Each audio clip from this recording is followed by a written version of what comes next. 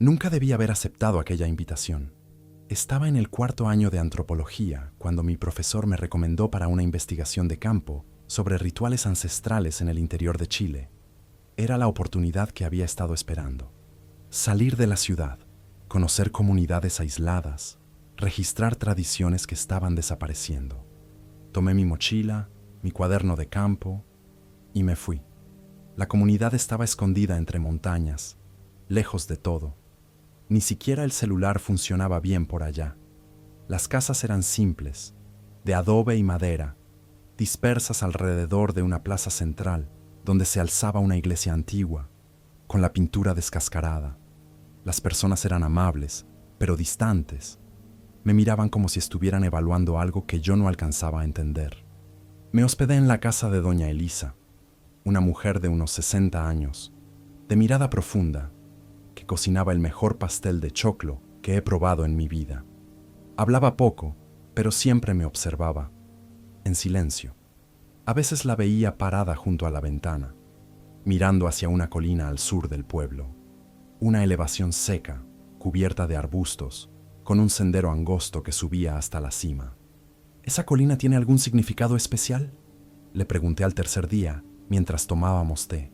Ella tardó en responder. Sí, dijo finalmente. ¿Religioso? Más antiguo que eso. No insistí.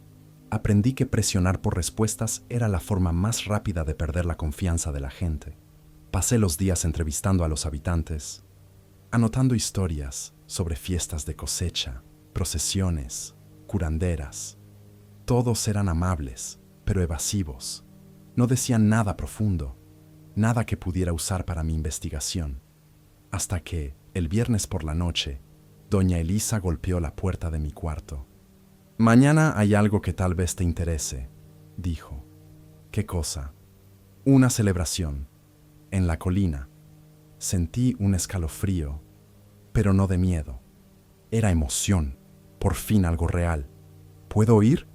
«Puedes, pero hay reglas». «¿Cuáles?» «No hablas, no preguntas, no tocas nada, y cuando te diga que es hora de irte, te vas». Asentí sin dudar. El sábado, todo se sentía distinto. El pueblo estaba más callado que de costumbre. Las personas caminaban despacio, con una calma tensa. Vi hombres cargando leña hacia la colina, mujeres preparando canastas con pan y vino. Nadie sonreía. Al caer la noche, después de la cena, doña Elisa me llamó. «Ponte algo oscuro y trae una linterna». Me puse una chaqueta negra y la seguí por el sendero. El cielo estaba lleno de estrellas, pero la luna era apenas un hilo. La oscuridad era densa, casi sólida. Subíamos en zigzag. Podía ver otras linternas más adelante y otras detrás. Tal vez unas 30 personas en total. Nadie hablaba. Al llegar a la cima, el terreno era plano y pedregoso. En el centro había un área circular despejada, como si alguien hubiera barrido la tierra. Las personas se ubicaron alrededor, formando un círculo perfecto. Doña Elisa me tomó del brazo y me colocó entre ella y un hombre mayor, de barba gris. Entonces, todos apagaron las linternas. La oscuridad fue total. Me quedé quieto, sin entender lo que pasaba. Podía escuchar mi corazón, golpeando en el pecho. Esperaba oír una oración, un canto, algo, pero solo había silencio. Y entonces lo sentí. El suelo bajo mis pies comenzó a vibrar. No era un temblor, era algo más, una pulsación profunda, constante, como si algo enorme estuviera respirando bajo la tierra. Miré hacia abajo, pero no veía nada. La oscuridad era absoluta. La pulsación se volvió más fuerte. Y luego escuché un sonido, un murmullo bajo, profundo, que venía de abajo. No era viento, no era un animal, era algo diferente, algo que no debería existir. Todo mi cuerpo se tensó. Quería correr, pero mis piernas no respondían. Sentí la mano de doña Elisa apretando mi brazo. Un aviso silencioso. No te muevas. El sonido continuó, más fuerte, más cercano, y el suelo, en el centro del círculo, empezó a moverse. No era un derrumbe, No era nada natural. Era como si algo estuviera empujando desde abajo, tratando de salir. La tierra subía y bajaba, subía y bajaba, siguiendo esa respiración imposible, esa pulsación que venía del fondo del mundo. El aire se volvió más frío. Mi cuerpo estaba helado, pero el sudor corría por mi espalda. Quería preguntar, quería gritar, pero la mano de doña Elisa seguía clavada en mi brazo. Sabía que no podía hablar.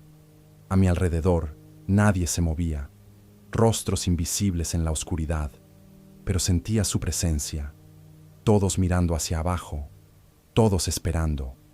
El sonido se volvió más profundo, más antiguo, como si la tierra estuviera recordando algo.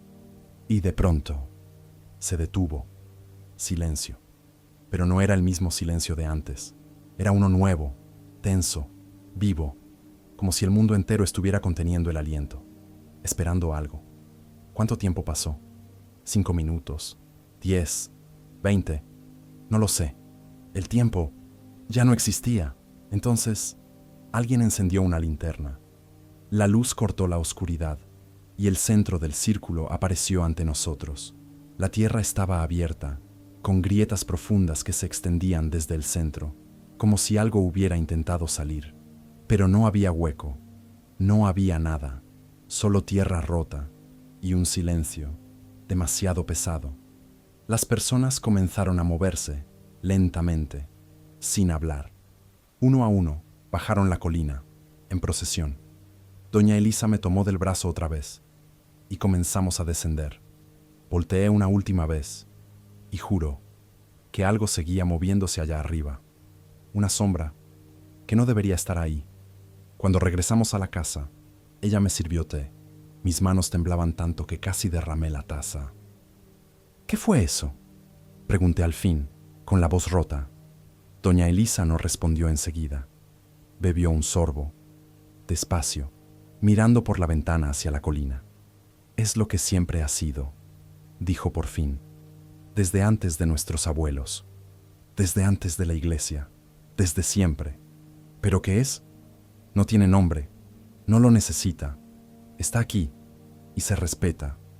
¿Y si alguien no lo respeta? Ella me miró y por primera vez vi miedo en sus ojos. Nadie quiere descubrirlo. Esa noche no dormí. Me quedé acostado, escuchando los ladridos lejanos de los perros, el viento golpeando las ventanas, y a veces juraría escuchar esa pulsación otra vez, leve, constante, como un corazón, latiendo bajo la tierra. Al amanecer, alguien golpeó la puerta. Era doña Elisa. Su rostro estaba tenso. «Vístase rápido», dijo. «Hay algo que tiene que ver».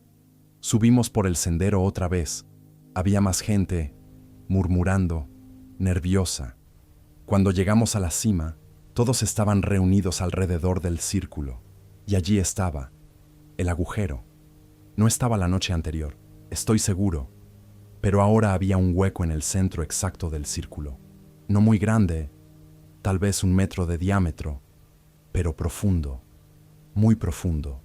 Lancé una piedra. No escuché que tocara fondo. Las personas estaban pálidas, murmurando entre sí. «¿Dónde está Matías?», preguntó alguien. Silencio. «¿Alguien lo vio esta mañana?». Más silencio. Doña Elisa se volvió hacia mí, y en sus ojos vi algo que nunca olvidaré. No era miedo, era certeza. «Tienes que irte», me dijo en voz baja. «Hoy, ahora. ¿Y Matías? No lo van a buscar». «No hay nada que buscar». «¿Cómo que no? Puede estar herido. Puede haber caído». Ella me tomó por los hombros con fuerza. «Tienes que irte. Ya». Miré el agujero una vez más y vi algo que me heló la sangre.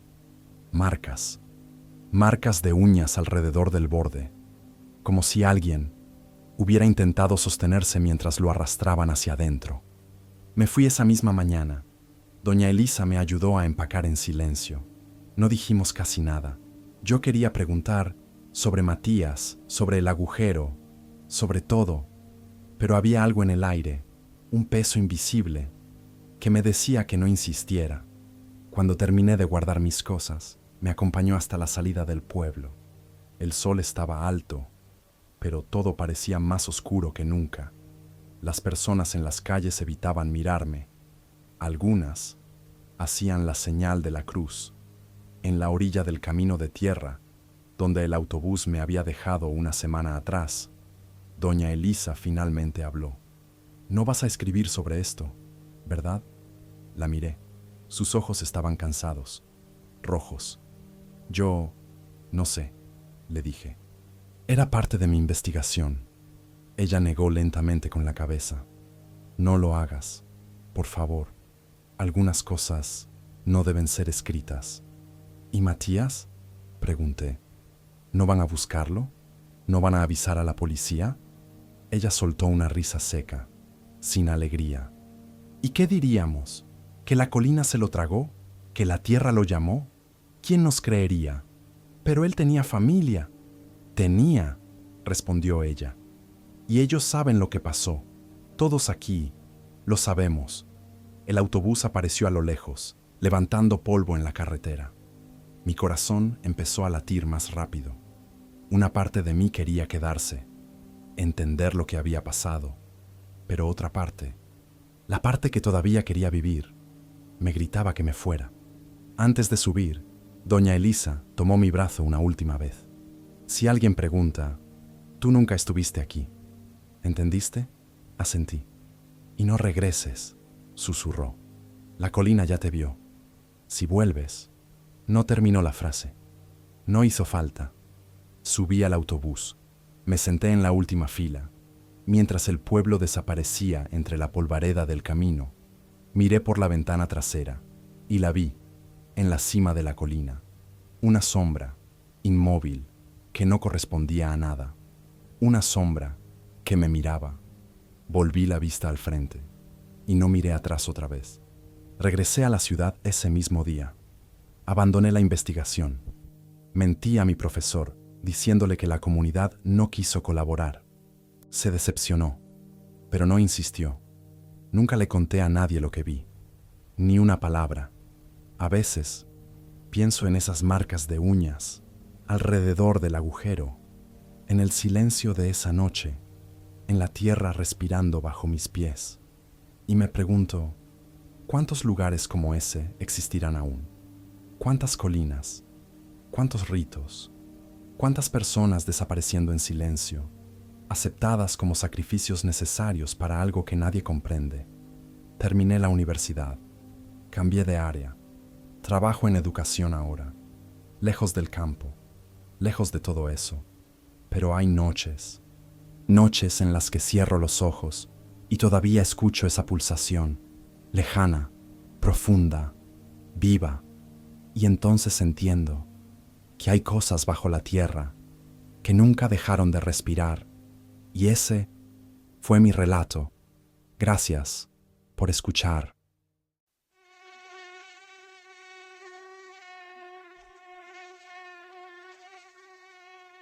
Hay cosas en la vida que intentamos olvidar, pero hay recuerdos que no nos dejan en paz. No importa cuánto tiempo pase, ellos regresan. Sobre todo en la madrugada, cuando estás solo y el silencio se vuelve demasiado pesado. Hace unos 4 años que dejé aquel grupo, pero cada vez que cierro los ojos, aún veo aquel círculo, aún huelo el incienso, mezclado con moho, y aún escucho aquellos pasos en el techo. Todo comenzó cuando estaba pasando por un momento terrible en mi vida. Había perdido mi trabajo, mi novia me había dejado, y me sentía vacío, completamente perdido. Entonces vi el anuncio, pegado en una pared cerca de la universidad. Un papel arrugado, con letras escritas a mano. ¿Buscas respuestas? ¿Buscas paz interior? Ven a conocer un camino diferente. Reuniones todos los miércoles, 20 horas. Había una dirección debajo, un barrio que no conocía bien, alejado del centro. Pero en esa época, estaba desesperado por cualquier cosa que tuviera sentido. Recuerdo que la primera vez que fui era una noche de enero. Hacía un calor húmedo, pegajoso. Tomé 2 autobuses hasta llegar allí. El barrio era antiguo, con calles estrechas y casas pegadas unas a otras, muros altos, portones oxidados, perros ladrando detrás de cada esquina. La casa estaba al final de una calle sin salida. Una construcción vieja, de 2 pisos, pintada de un amarillo deslavado que ya era casi gris. Las ventanas del segundo piso siempre estaban cerradas, con cortinas pesadas que no dejaban ver nada dentro. Llamé al portón. Estaba entreabierto. Pregunté si había alguien empujando despacio. El metal chirrió. El patio estaba oscuro. Solo una bombilla débil encendida en la veranda. Vi unas macetas con plantas muertas y una silla de plástico rota apoyada contra la pared. Una voz de mujer gritó desde dentro, diciéndome que entrara. Caminé hacia la entrada. La puerta de madera estaba abierta y la empujé. El olor me golpeó primero. Incienso, de esos fuertes que arden en la garganta, y debajo de eso, un olor húmedo, a madera vieja, a papel mohoso. La sala estaba en penumbra, velas encendidas por todas partes. 8 o 9 personas sentadas en círculo sobre cojines viejos. En el centro, una mujer de unos 50 años, cabello largo y gris, con una túnica blanca manchada en los bordes. Dijo que yo debía ser el nuevo. Se presentó como Beatriz y me dio la bienvenida al círculo. Sus dientes eran amarillentos. Las demás personas me miraron. Algunos sonrieron. Otros solo asintieron. Un chico de unos 25 años me señaló un cojín vacío. Se llamaba Andrés. Tenía tatuajes en los brazos y una mirada cansada. Me dijo que me relajara, que allí todo era tranquilo. Me senté. El corazón me latía rápido. No sabía por qué estaba tan nervioso. Beatriz comenzó a hablar. Dijo que eran un grupo espiritual independiente, que no seguían religiones tradicionales, que habían descubierto una forma de comunicarse con seres superiores, entidades que vivían en otras dimensiones y podían guiarnos. Rió, diciendo que no eran una secta, como si adivinara lo que pensaba, sino buscadores, personas que querían respuestas verdaderas, y que esos seres respondían cuando abríamos nuestros corazones. En aquel momento todo me pareció lógico, o quizás estaba tan desesperado que cualquier cosa habría tenido sentido. Hicimos la primera meditación, todos de la mano, ojos cerrados. Beatriz cantaba mantras en una lengua desconocida. El calor en la sala se hacía más pesado, el olor del incienso más intenso, y entonces lo sentí, una presencia. No sé explicarlo bien, pero era como si alguien estuviera detrás de mí, muy cerca. Sentía su respiración en mi nuca. Abrí los ojos de golpe. No había nadie detrás de mí. Beatriz susurró, aún con los ojos cerrados, que todo estaba bien, que era normal sentir que ellos se acercaban, que no debía tener miedo, que solo querían ayudar. Volví a cerrar los ojos, pero mi cuerpo seguía tenso. La meditación duró unos 20 minutos más. Cuando terminó, todos parecían en paz. Sonreían, relajados. Yo estaba empapado en sudor frío. Al salir, Andrés me preguntó si volvería la semana siguiente. Miré hacia atrás. La casa parecía aún más oscura. Las ventanas del segundo piso seguían cerradas, pero juraría que una cortina se había movido. Le dije que no sabía. Él sonrió y dijo: «Volverás, todos vuelven». Y tenía razón. Volví. Volví todos los miércoles durante los siguientes 6 meses. Al principio, creía que estaba mejorando. Las meditaciones me calmaban, el grupo era amable. Beatriz tenía palabras reconfortantes. Me sentía parte de algo, pero poco a poco empecé a notar cosas que no encajaban. La primera fue el ático. La casa tenía 2 pisos, pero también un ático. Desde afuera se veía una ventanita redonda, pequeña, siempre cerrada. Nadie hablaba del ático. Una vez le pregunté a Andrés qué había allá arriba. Se quedó callado unos segundos. Luego sonrió de esa forma suya, extraña, y me dijo que no era algo que necesitara saber todavía, que cuando estuviera listo, Beatriz me contaría. Le pregunté listo para qué, y él solo respondió: para entender. No insistí, pero esa palabra me quedó resonando. Otra cosa eran las personas. El grupo solía tener unas 10, 12 personas, pero cambiaban. Siempre había alguien nuevo y alguien que simplemente dejaba de venir. Una vez pregunté por Miguel, un tipo amable que trabajaba en un taller mecánico. Beatriz respondió, sin mirarme, que había seguido otro camino, que eso pasaba, que no todos estaban listos para la verdad. Le dije que ni siquiera se había despedido. Ella dijo que estaba bien, que cada uno seguía su propio tiempo, pero su voz tenía algo distinto, fría, cerrada, como una puerta que se cierra para siempre. Noté que los que desaparecían eran siempre los que hacían demasiadas preguntas, los que dudaban, los que se sentían incómodos. Y aún así, seguí yendo. No sé por qué. Tal vez porque necesitaba creer en algo, o porque el grupo era lo único que me daba rutina, o porque ya estaba atrapado sin saberlo. Fue un miércoles de junio cuando todo se vino abajo. Llegué a la casa a las 8, como siempre, pero esa noche había algo distinto en el aire, pesado, como antes de una tormenta. El portón estaba abierto, pero no había nadie afuera. Entré. La sala estaba más oscura que nunca. Solo 3 velas encendidas, en el centro. Beatriz estaba allí, pero su rostro había cambiado. Serio, tenso. Ordenó que nos sentáramos. No pidió, ordenó. Éramos 8 esa noche. Nos sentamos en círculo, más apretados que de costumbre. Las rodillas casi se tocaban. Beatriz empezó a hablar con voz baja, casi un susurro. Dijo que esa noche era especial, que los seres habían mandado una señal, que querían comunicarse directamente con nosotros, que esa noche se manifestarían. Carolina tembló al preguntar qué quería decir con eso. Beatriz respondió con una sonrisa extraña. Lo verás, todos lo verán. Nos pidió tomarnos de las manos. La sala se volvió aún más oscura. Las velas titilaban, como si soplara un viento invisible, pero no había viento. Comenzamos a meditar. Beatriz cantaba los mantras, pero esta vez eran distintos, más rápidos, más urgentes. Y entonces, las luces se apagaron, no las velas, las lámparas de toda la casa. Escuché el clic de los interruptores, como si alguien los hubiera apagado todos al mismo tiempo. Beatriz susurró en la oscuridad, no suelten las manos, pase lo que pase, no las suelten. Mi corazón latía desbocado. Sentía la mano de Andrés, húmeda, temblorosa, a mi izquierda, y la de Valeria, helada, a mi derecha.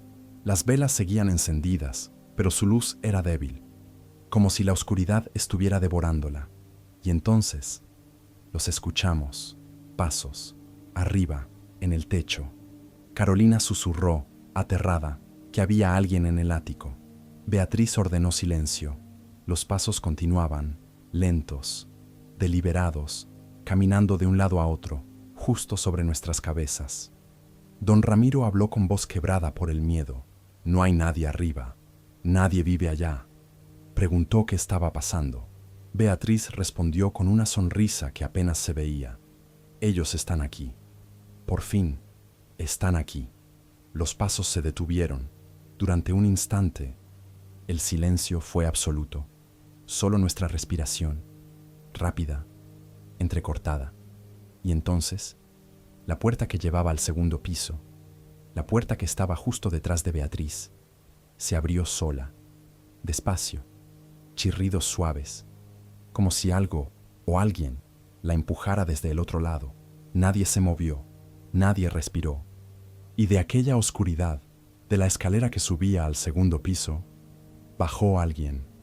Al principio solo vi una silueta, alta, delgada, moviéndose de una forma equivocada, como si sus articulaciones no doblaran bien.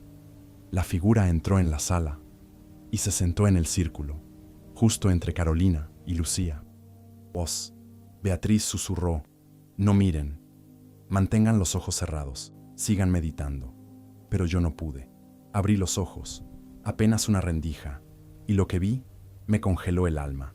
La figura estaba sentada, inmóvil, de piernas cruzadas, pero no tenía rostro, o mejor dicho, la oscuridad lo cubría completamente, como si su cabeza fuera un hueco, una sombra viva.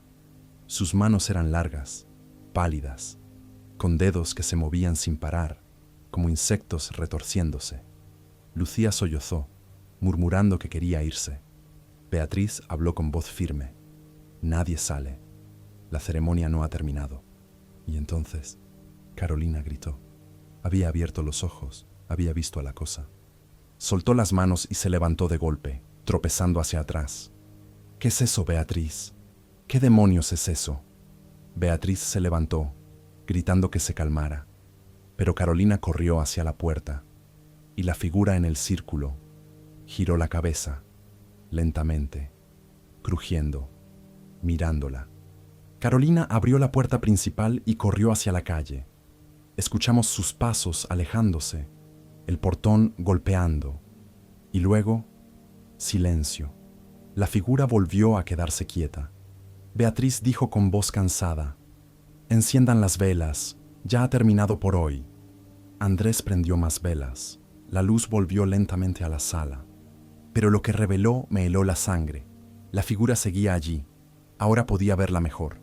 Era un hombre, o parecía uno, pálido, con el cabello negro, lacio, pegado al rostro, ropa vieja, manchada, y los ojos blancos, completamente blancos. Tragué saliva y pregunté, con la voz temblando: «¿Quién? ¿Quién es él?». Beatriz me miró, y por primera vez vi miedo en su rostro. Susurró: «No lo sé». Andrés gritó: «¿Cómo que no sabes? Dijiste que sabías lo que hacías». Beatriz respondió: «Yo también lo creía, pero él no fue invitado». El hombre seguía sentado, inmóvil, mirando al vacío, hasta que, lentamente, sonrió. Nadie se movió durante largos segundos. Aquella sonrisa, demasiado ancha, demasiados dientes, seguía allí, en su rostro muerto. Beatriz rompió el silencio. «Tenemos que irnos, ahora, todos, pero con calma, sin correr, sin mostrar miedo». Andrés gritó: «¿Estás loca? ¿Cómo vamos a salir con calma con esa cosa ahí sentada?».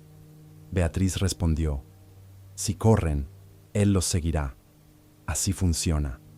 Saldrán despacio, uno por uno, sin apartar la mirada». Yo no podía creer lo que escuchaba. Beatriz hablaba como si supiera lo que era esa cosa, pero había dicho que no lo sabía. El miedo me subió por la garganta como un nudo. Don Ramiro fue el primero en levantarse. Las piernas le temblaban tanto que casi cae. La figura giró la cabeza hacia él, lentamente, con un movimiento antinatural, como si los huesos crujieran por dentro. Don Ramiro se detuvo, paralizado de miedo. Beatriz susurró: «No te detengas, sigue caminando. Despacio». Él dio un paso, luego otro. La cosa lo seguía con la mirada, pero no se levantó, no se movió. Don Ramiro llegó hasta la puerta y salió. Escuchamos sus pasos en el patio, y luego, nada. Valeria fue la siguiente. Lloraba en silencio, lágrimas que caían sin sonido. Se levantó despacio, con los ojos fijos en la figura. Caminó de espaldas hacia la salida. La cosa giró la cabeza hacia ella también, siempre observando, siempre inmóvil. Valeria cruzó la puerta y desapareció en la oscuridad. Después fue su hermana, Lucía, luego dos más, cuyos nombres apenas recordaba. Y entonces solo quedamos tres: Beatriz, Andrés y yo.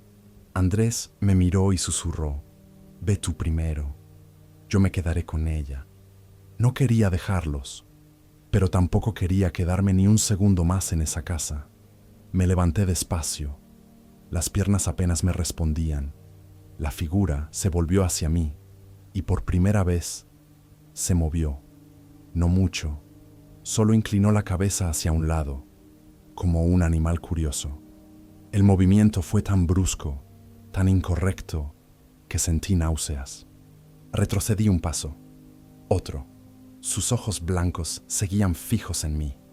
vacíos, pero de alguna forma conscientes. Sentía que me miraba por dentro, que sabía quién era. Mi mano alcanzó la perilla de la puerta.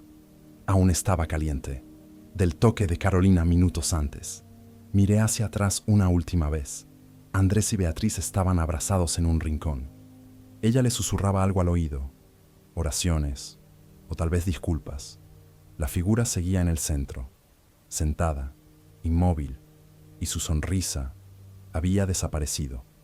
Salí, corrí por el patio, crucé el portón, no paré hasta llegar al medio de la calle, jadeando, con el corazón golpeando el pecho. Miré hacia atrás. La casa estaba oscura. Todas las ventanas cerradas, excepto una. La pequeña ventana del ático, la que siempre estaba cerrada, tenía una luz débil, amarilla, parpadeante, y detrás del vidrio, una silueta, observando. Corrí de nuevo. Corrí hasta que las piernas no me respondieron más. Tomé el primer autobús que vi, sin mirar a dónde iba. Solo quería alejarme de aquel lugar. Nunca volví a esa calle. Los días siguientes intenté llamar a Andrés. El teléfono sonaba ocupado. Después de una semana, el número dejó de existir. Busqué a Beatriz en redes, en registros. Nada. Valeria, Lucía, don Ramiro. Nadie volvió a aparecer. Hasta que un día vi la noticia. Una nota pequeña, escondida en las últimas páginas del periódico. 2 cuerpos encontrados en una casa abandonada en la periferia. Un hombre y una mujer. No identificados. Decían que llevaban días muertos. Posible ritual religioso. No daban la dirección exacta, pero yo lo sabía.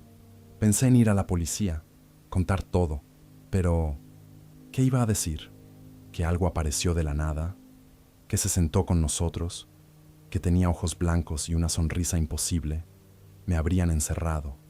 Semanas después, la madre de Carolina apareció en la televisión, pidiendo ayuda para encontrarla.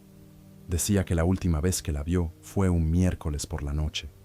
Yo sabía lo que había pasado, pero no podía hablar. Desde entonces, no supe nada más de nadie. Han pasado 4 años.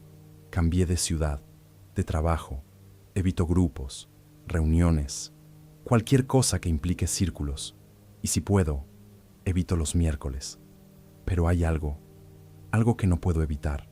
A veces, cuando estoy solo en casa, siento ese olor, incienso, mezclado con moho, solo por un segundo. Luego desaparece. Y a veces, cuando estoy a punto de quedarme dormido, siento calor, justo detrás de mí, una presencia, igual que aquella primera noche. Abro los ojos, miro detrás de mí, y no hay nadie, pero la sensación tarda en irse. Lo único que puedo decir es esto: cuidado con lo que buscas, cuidado con las puertas que abres, porque no siempre pueden cerrarse de nuevo, y ese fue mi relato. Gracias por escuchar.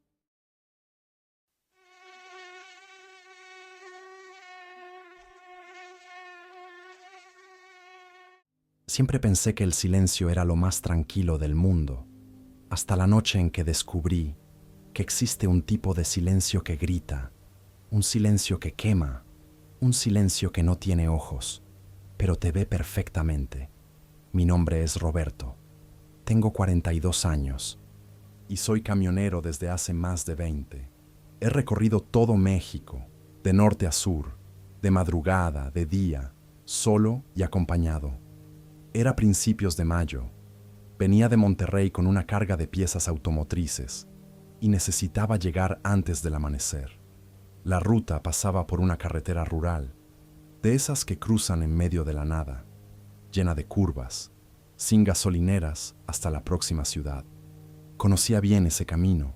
Había pasado por allí docenas de veces. Alrededor de las 2 de la madrugada, el cansancio comenzó a pesarme. Los párpados caían, la vista se nublaba. Sabía que no podía arriesgarme. Dormirse al volante mata más que cualquier asalto. Así que decidí detenerme en un acotamiento ancho que conocía, a unos 15 kilómetros de un pequeño poblado. Un lugar seguro, apartado del camino. con buena visibilidad, sin maleza espesa, sin casas abandonadas. Estacioné el camión, cerré las puertas con seguro, recliné el asiento y cerré los ojos. El silencio de la carretera era total. Ni grillos, ni viento. Solo el motor enfriándose con pequeños chasquidos metálicos. No sé cuánto tiempo pasó. Tal vez una hora, tal vez menos. Desperté con una sensación extraña, como si alguien me estuviera observando. Un escalofrío subió por mi nuca. Abrí los ojos despacio y miré por el retrovisor. Y fue entonces cuando la vi. Luces. Muchas luces pequeñas moviéndose en la oscuridad. Venían por la carretera, en fila, acercándose lentamente. Pensé que era una caravana de coches o de motocicletas, pero no se escuchaba ningún motor. Nada, solo el silencio. Me incorporé, el corazón latiendo con fuerza. Ajusté el espejo retrovisor para ver mejor. Las luces seguían avanzando, y entonces entendí que no eran faros, eran velas, decenas de ellas, tal vez más de 50, llamas suaves, oscilando en el aire mientras se movían en silencio por la carretera. Era una procesión, personas vestidas de blanco, con túnicas largas que rozaban el asfalto. Caminaban en silencio absoluto, cada una sosteniendo una vela encendida. 2 filas perfectas, ninguna palabra, ningún canto, solo pasos, pasos que no hacían ruido. Pensé que debía ser alguna celebración religiosa, una procesión nocturna, de esas que hacen los pueblos pequeños. Pero algo no estaba bien. Nadie hace una procesión en medio de una carretera desierta, a las 2 de la mañana. Y, sobre todo, ¿por qué no se oía nada? La procesión pasó junto a mi camión. Me quedé inmóvil, mirando por la ventana lateral. Ellos seguían caminando, silenciosos. Las túnicas blancas brillaban bajo la luz tenue de las velas. Había hombres, mujeres, incluso niños, todos descalzos. Sus pies tocaban el asfalto sin producir sonido alguno. Y entonces noté algo más. Ninguno de ellos miraba hacia adelante. Todos llevaban la cabeza ligeramente inclinada hacia abajo, como si rezaran o como si evitaran mirar algo. Mi mano fue instintivamente hacia la llave del encendido, pero algo dentro de mí me dijo que no encendiera el motor. No todavía. La procesión seguía pasando. 50 personas, tal vez 60, moviéndose como una sola entidad, en perfecta sincronía, hasta que uno de ellos se detuvo. Una figura en medio de la fila dejó de caminar y giró la cabeza, lentamente, hacia mí. La figura se acercaba, despacio, pero cada paso parecía acortar la distancia de forma imposible. Mi mano temblaba sobre la llave de encendido. Todo mi cuerpo gritaba que arrancara, que huyera, pero no podía moverme. Estaba paralizado. La procesión seguía avanzando detrás de él. Velas oscilando, túnicas blancas arrastrándose sobre el asfalto. Nadie más se detenía. Ni una mirada, ni una voz. Solo esa figura, ahora a unos 10 metros del camión. Y entonces, la luz de la vela iluminó su rostro. Donde deberían estar los ojos, no había nada, solo piel lisa, estirada, sin cicatrices, sin huecos, como si jamás hubieran existido. La boca estaba entreabierta, como intentando hablar, pero de ella no salía ningún sonido. Me hundí contra el respaldo del asiento, queriendo alejarme, aunque sabía que el vidrio era lo único que nos separaba. La figura se detuvo a pocos pasos de la puerta del conductor. Inclinó la cabeza hacia un lado, como un perro que intenta entender un sonido lejano, y luego levantó la mano libre, muy despacio, y tocó el cristal. 3 golpes. 1, 2, 3. Mi corazón estalló en el pecho. Grité sin darme cuenta, un sonido ahogado, animal. La mano dejó una marca clara en el vidrio empañado. Dedos largos, demasiado largos. Y entonces escuché algo, una voz ronca, distorsionada, que no sonaba humana. ¡Socorro! No era un grito, era un intento, algo tratando de imitar una voz humana. Eso fue suficiente. Grité, giré la llave y el motor rugió. Pisé el acelerador con toda la fuerza que tenía. El camión se sacudió y arrancó. Miré por el retrovisor. La figura seguía allí, quieta, con la mano levantada, inmóvil. La procesión seguía avanzando detrás, indiferente. Conduje unos 5 kilómetros sin detenerme, el corazón golpeando tan fuerte que dolía, las manos empapadas en sudor. Intentaba entender lo que había visto. No tenía sentido. Nada tenía sentido. Hasta que miré por el espejo lateral y vi algo que me heló la sangre. La marca de la mano seguía allí. No era condensación, no era polvo, era una quemadura. La huella de 5 dedos grabados en el vidrio, como si lo hubieran tocado con hierro al rojo vivo. Frené en seco. No había nadie en la carretera. La procesión había desaparecido. Me bajé del camión, la linterna en mano, temblando. Me acerqué al cristal y vi la marca claramente. 5 dedos largos, quemados en el vidrio. Toqué con la punta de los dedos. Seguía caliente. Volví a subir, cerré las puertas con seguro. Tenía que pensar, tenía que entender lo que estaba pasando. Pero mi mente estaba en blanco. Solo quedaba el miedo, puro. Saqué el celular, sin señal. Por supuesto, no había señal. Levanté la vista hacia el retrovisor y lo que vi me arrancó un grito. Allí estaban otra vez, las luces, la procesión, parados en la carretera detrás de mí, todas las velas encendidas, todas las túnicas blancas brillando en la oscuridad, y todas las figuras mirando hacia mí, sin ojos. Pero yo sabía que me estaban viendo. Encendí el motor de nuevo y aceleré. No importaba hacia dónde, solo quería huir. Conduje toda la noche, sin detenerme, ni para respirar. Cuando el sol empezó a salir y vi las primeras casas de un pueblo en el horizonte, finalmente frené. Estaba exhausto, temblando, con miedo de cerrar los ojos. Bajé del camión con la linterna en la mano. Necesitaba ver el vidrio a la luz del día. Necesitaba saber si todo había sido real o una pesadilla. La marca seguía ahí, clara, perfecta. Una quemadura en forma de mano. Toqué con cuidado. El vidrio estaba áspero, como si se hubiera derretido. Rodeé el camión, inspeccionando cada parte. Y fue entonces cuando lo vi. El espejo lateral estaba trizado. Una grieta lo cruzaba de lado a lado, formando una cruz perfecta. Sentí las piernas aflojarse. Me apoyé en el camión, tratando de entender. Eso no estaba así anoche. Estoy seguro. Me quedé quieto, solo mirando, tratando de encontrar una explicación lógica. No había ninguna. Ese mismo día entregué la carga. Seguí con mi rutina. Volví a casa una semana después. Nunca le conté a nadie lo que pasó esa noche. ¿Quién me creería?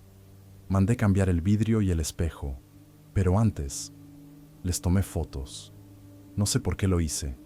Tal vez para probarme que no estaba loco, que aquello fue real. Han pasado 3 años. Sigo manejando, sigo recorriendo las carreteras del país, pero nunca más volví a detenerme en ese tramo. Ni de día, ni de noche. Cuando paso por ahí, acelero. No miro hacia los lados, no miro los espejos, porque yo la vi.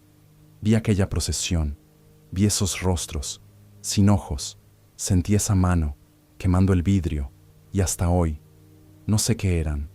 No sé si eran almas perdidas, espíritus atrapados en la carretera, o algo mucho peor.